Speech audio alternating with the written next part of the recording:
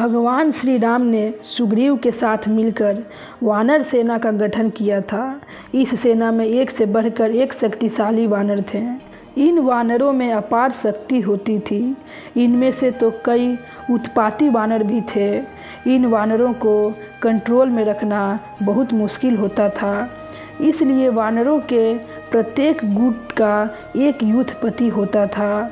उस काल में कपि नामक जाति के वानर होते थे जो कि अब लुप्त हो गए हैं। उन्हीं में से एक द्वित या द्विविद नाम का वानर था जो महा उत्पाती था। द्वित या द्विविद नाम का एक वानर भयंकर शक्तिशाली था। वानरों के राजा सुग्रीव के मंत्री का नाम मैंद था। मैंद का भाई द्विविद था। यह महाशक्तिशाली और भयंकर था। दोनों भाइयों में 10,000 हाथियों का बल था। यह किष्किंधा की एक गुफा में अपने भाई के साथ रहता था। जब श्री राम की वानर सेना का गठन हुआ तो इसे भी सेना में शामिल किया गया। राम और रावण के युद्ध में दिन के युद्ध के बाद युद्ध नहीं होता था, परंतु यह द्वित रात्रि में चुपचाप से लंका में प्रवेश कर जाता था। रात्रि में रावण शिव जी की आराधना करता था तो वह उस आराधना में खलल डालता था। रावण उस वानर द्वित से बहुत परेशान हो गया तो उसने भगवान श्री राम को एक पत्र लिखकर कहा कि तुम्हारे यहाँ का वानर रात्रि में आकर मेरी शिव पूजा में विघ्न डालता है। जब शाम के बाद युद्ध समाप्त हो जाता है तो फिर यह उपद्रव क्यों?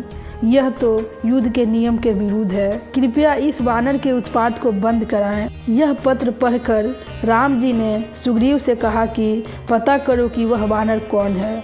फिर राम जी आंख बंद करते हैं तो उन्हें सब पता चल जाता है।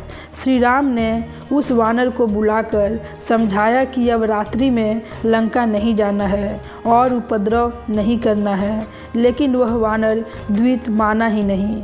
तब प्रभु श्री राम ने कहा कि इससे अब युद्ध नहीं लड़वाना है, इसे किष्किंधा वापस भेज दो। वानर द्वित के मन में शत्रुता आ गई। उस वानर को युद्ध शिविर से निकाल दिया, परंतु वह वानर किष्किंधा गया ही नहीं। उसने सुग्रीव और हनुमान जी से ही बैर पाल लिया। उसने समझा कि इन्होंने ही मेरी शिकायत की है। यह उत्पाती वानर लंबी उम्र के कारण महाभारत काल के भौमासुर यानी नरकासुर और पौंड्रक कृष्ण यानी नकली कृष्ण का मित्र बना। महाभारत काल में उसने बलराम और हनुमान जी से युद्ध किया था। बाद में बलराम जी ने इसका वध कर दिया था। तो दोस्तों, मैं आशा करती हूँ कि आपको हमारा आज की ये वीडियो ज़रूर पसंद आई होगी। ऐसे ही वीडियो देखने के लिए हमारे इस चैनल को लाइक, शेयर और सब्सक्राइब ज़रूर कर दीजिएगा। तब तक मैं आपसे विदा लेती हूँ। जय श्री कृष्णा, राधे राधे दोस्तों। तब तक हमेशा खुश रहिएगा, पॉजिटिव रहिएगा और हमेशा मुस्कुराते रहिएगा।